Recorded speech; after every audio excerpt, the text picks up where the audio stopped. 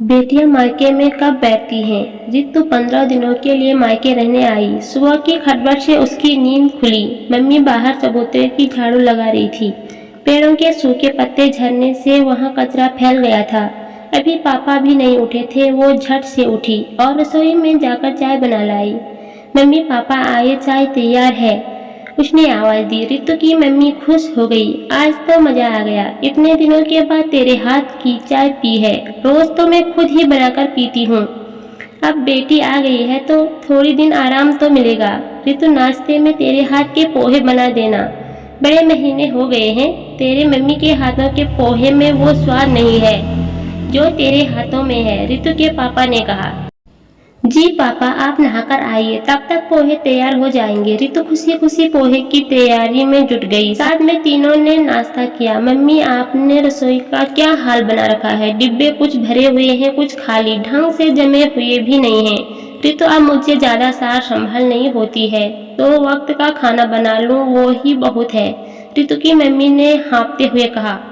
रितु ने पूरे डिब्बों को फैला लिया, उनमें सामान भरकर सही तरीके से रखा। उसमें ही 1 बज गए। बेटा, बाकी के काम बाद में कर लेना, पहले खाना खा ले। अब तेरी भाभी तो साल में होली दिवाली पर ही आती है, उसे तो घर से कोई मतलब नहीं है, मेहमान बन के आती है चली जाती है।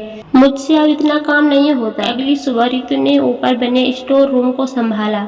सारा बेकार का सामान निकालकर कबाड़ में बेचा। काम के सामान को कार्टन में पैक करके रखा, उन पर नाम लिख दिया ताकि जब भी जरूरत पड़े सारे सामान को फैलाना नहीं पड़े।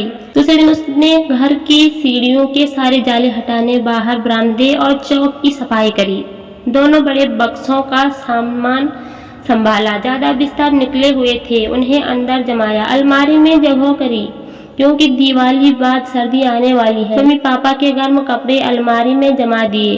मम्मी की कॉटन साड़ियां अंदर बक्से में रख दी जो गर्मी में निकलेंगी। रसोई में जितने भी अलग से बर्तन थे उन्हें स्टोर रूम में रख दिया ताकि ज्यादा बर्तन फैला ना रहे।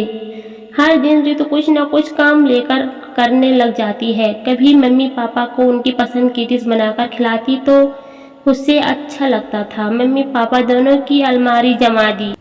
अलमारी में नए कपड़े, साड़ियां भी अच्छे से प्रेस करके जमा दी और जो कपड़े पुराने थे उन्हें निकाल दिए। मम्मी, ये इतना सा अचार इतने बड़े डिब्बे में क्यों भरा रखा है?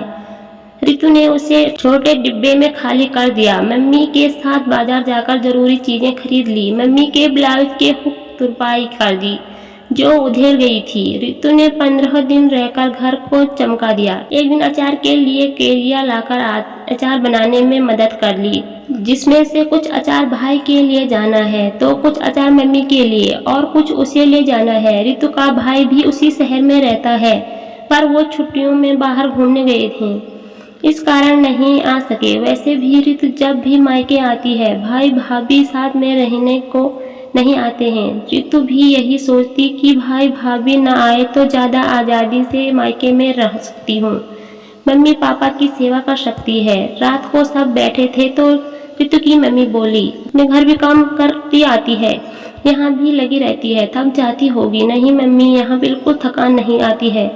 आपने और पापा ने जो मेरे लिए किया है उसके आगे तो ये काम कुछ भी नहीं है। मैं तो अपने आप को धन्य समझती हूँ कि मैं इतना कर पाती हूँ, मुझे करना भी चाहिए।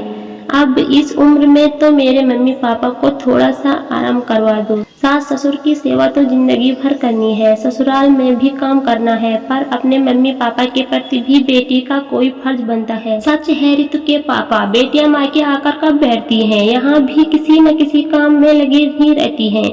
हर साल दिवाली के पहले आती है और सारी सफाई कर जाती है। आज भी इस घर से जुड़ी हुई है। 15 दिनों के बाद रितु ने विदा ली और वो अपने ससुराल चली गई। वहां जाकर फिर से उन्हीं रोजमर्रा के कामों में लग गई। एक दिन पड़ोसन ने कहा, मायके में 15 दिन आराम करके आ गई है। ये सुनकर रितु मुस्कुरा दी। सखियों, आपका इस बारे में क्या कहना है? क्या आप मायके पूरा आराम करती हो या रितु की तरह मम्मी पापा के कामों को समेटती हो? आप अपनी राय बताइए। मुझे तो ये बात गले ही नहीं उतरती है कि औरतें कहती हैं हम मायके आराम करने जाते हैं, बुढ़ी माँ को काम करते देख बेटी कैसे बैठी रह सकती है। मेरे हिसाब से तो बेटियां मायके में कब बैठती हैं, बेटियां तो मायके में भी लगी रहती हैं। भाभी भी हो तो ननदों को साथ में लगना होता है, औरतों को कहीं आराम नहीं मिलता है। अगर आपको हमारी वीडियो पसंद आए, वीडियो को लाइक करें, चैनल को सब्सक्राइब करें। कहानी को पूरी देखने के लिए बहुत बहुत धन्यवाद। आपका दिन शुभ हो, मंगलमय हो। राधे राधे।